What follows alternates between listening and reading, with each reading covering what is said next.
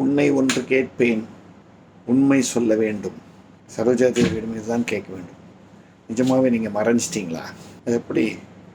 இந்த இண்டஸ்ட்ரியில் ஒரு இன்ஸ்டிடியூஷன் இவங்கெல்லாம், அதாவது சினிமாவின் பொற்காலத்தில் ஆட்சி புரிந்தவர்கள் இவங்கெல்லாம் மறைந்து விட்டார்கள் என்றால் அது மனசில் ஏற்றுக்க முடியல. எனக்கு இதே மாதிரி ஃபீலிங் நடிகர் திலகம் சிவாஜி இறந்த போது இருந்தது.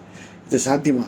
இவங்களாம் இறக்க முடியுமா? இவங்களுக்கு மரணம் உண்டான்னு தான் எனக்கு தோணுது. அப்படி தான் எவ்வளவு வருஷத்து ஃப்ரெண்ட்ஷிப்பு, எத்தனை வருஷம் சின்ன வயசுலேருந்து பார்த்து வளர்ந்ததுக்கப்புறம் அவங்கள தெரிஞ்சப்புறம் எங்கள் 2 ஃபேமிலி ஸ்கூலில் அந்த ரிலேஷன்ஷிப். நான் மாதம் ஒரு தரம் ஃபோனில் அவங்கக்கிட்ட பேசுவேன். பெங்களூருக்கு நான் போனால் கண்டிப்பாக அவங்கக்கிட்ட பேசாமல் வரமாட்டேன். அவங்களுக்கு என் நாடகம் இருந்தால் அவங்கள அழைக்காமல் வரமாட்டேன் நான். அதே மாதிரி அவங்க சென்னைக்கு வந்தால் ஒரு ஃபோன் அடித்து ஏதாவது பேசி கிண்டல் பண்ணுவாங்க. அதுலேயும் எனக்கு அவங்களுக்கு என் மனைவி சுதான்னா ரொம்ப இஷ்டம்.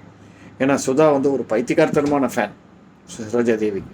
உண்மையை சொல்ல போகணுன்னா என்னுடைய மேரேஜும் போது நான் போட்ட கண்டிஷன் என் ஒய்ஃபுக்கு என்னென்னா, உனக்கு சிவாஜியை பிடிச்சிருக்கணும், எம்எஸ் விஸ்வநாதனை பிடிச்சிருக்கணும்னு. அவங்க போட்ட கண்டிஷன் என்னென்னா, உனக்கு சரோஜா தேவியை பிடிச்சிருக்கணும்னாங்க. ஸோ அப்படி we are close to each other. 2 மாதம் முன்னாடி கூட I had a talk with her. அதே அவங்களுடைய அந்த என்ன சொல்கிறது, செல்ல தமிழ், அந்த குழந்தை தமிழில் பேசி கிண்டல் பண்ணி சுதாவோட பேசி just lovely memories. But then காலம் அது ஒரு சர்டன் ஸ்டேஜுக்கு அப்புறம் எல்லாரும் மறைந்தாக வேண்டும்.